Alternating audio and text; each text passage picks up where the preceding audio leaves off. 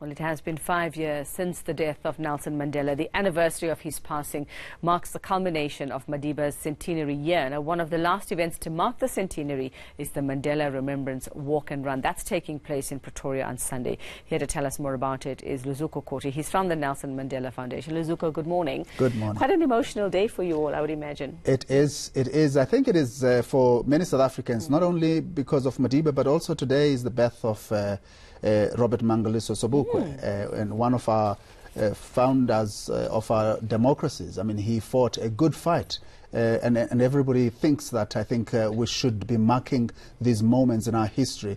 And as a memory institution, I think we're concerned about how we forget quickly, which is why this week in particular, we are having a conversation with Chimamanda Ngozi Adichie to remember Madiba, to talk to us about the power of memory and the importance of just creating spaces for remembering and as a society using that memory to build the kind of society that our leaders and ourselves promised ourselves when we entered this democracy. And of course, at the end of the week, on the 9th of December, we will have that Remembrance Walk and Run. Yeah. It takes place in Pretoria, as you have said. It remembers the time Madiba was lying in state. And everybody was going to Pretoria. Others were debating with themselves whether to go or not because they didn't know whether they wanted to see Madiba lying there because they loved him so much, seeing him dancing, waving, and sometimes, you know, talking and arguing for their rights. It was emotional. I mean, I got to see the body lying in state there. Did you go? It was a shock. I was there covering that on that day, and it was very, very emotional. And while we're chatting, Luzuko, very quickly, I just want, we were going to be taking some visuals from the Remembrance Walk that's happening in Punu at the moment. So just to bring you some visuals from there. That's happening. That's live at the moment, but we'll carry on our conversation while we see what's happening there. So you spoke about the conversations that you're having about Madiba and just how we can use those conversations to make the country what he wanted it to be. And I asked Ndileka Mandela earlier, just what are the conversations 5 years after his passing within the family and outside? Are they changing? Are you noticing or hearing different things from what you heard 5 years ago or even before that about Madiba?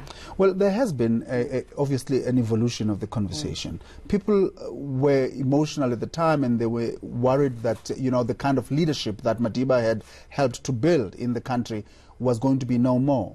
In the terms of the values, in terms of the kind of decisiveness. But also we had a change in the dialogue and in some of the rhetoric that had been coming around, talking about how the kind of leadership at the time did not do enough, and Madiba himself did not do enough. The legacy has been questioned. It has been under scrutiny, and I think it's an important conversation. So there has been quite a change in that conversation, but now we are hearing quite a lot about what we should do to use that legacy and those values to address and confront some of the ills that we have today, such as the kind of patriarchy, some of the gender-based violence that we see today, and using Madiba's words and using Madiba's type of leadership to address those is something that inspires us as the foundation, which is why we commit ourselves to this kind of work, which is why we're having these conversations, but more than conversations, we're actually involved in programs that seek to turn around these challenges of our society. And I think it's important to also mention that the man himself didn't understand or said he was human, he made mistakes. He didn't want to be revered the way the country and the world revered him. He didn't want that, and saying himself that he was just human, he'd made his mistakes, he's not the saint that everybody else made him out to be. On all issues that we're dealing with, Madiba reflected on these issues from his own personal life and his own stories. I mean, if you talk about, for instance, patriarchy, Madiba talks about patriarchy in terms of how he himself was struggling with this issue as he was coming into leadership, because at this time he was dealing with a democratic organization, a democratic society. He had to appoint women into powerful positions, something that he had not been accustomed to. He talks about it in Long Walk to Freedom. He talks about it in most of his post-presidential reflections of his time. And I think that's something that we need to take and use as we build our own type of leadership in this country. So tell us about the conversations going forward. We know that there's a conversation happening tonight, and then of course everything ends on Sunday with the Remembrance Walk and Run. What are the activities, just to round everything off, I suppose, for the Tonight we are meeting at the Nelson Mandela Foundation at 6 o'clock. ENCA is partnering with the foundation to bring journalists and media practitioners and everybody who was watching the story as it was developing. On this day in 2013, Madiba passed away. President Jacob Zuma announcing that he had passed on, and then the story unfolded. Every plan was put to action. Some of the plans were going back 5, 8 years, planning for what will we do when Madiba passed. So that is the conversation journalists are going to have tonight at the foundation, interrogating some of the ethical questions, but also looking at what do we do. We felt quite morbid, didn't we? I mean, planning for these things way in advance, years before. I mean, coming from radio and having those things. I mean, some people were questioning themselves from a cultural perspective. How do you talk and plan about doing this, someone's death when he's basically alive?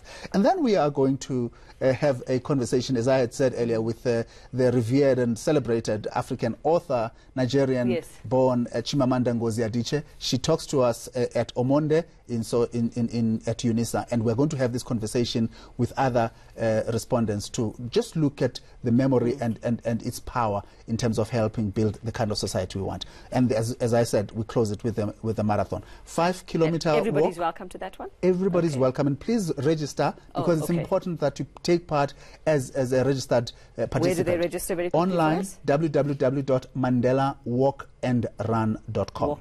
Mandela was easy to remember, mandelawalkandrun.com. Thank you very much, and good luck over the next couple of days. And I don't think you're going to have problems getting people to come and remember Madiba. Thanks very much. That's Luzuko Koti from the Nelson Mandela Foundation.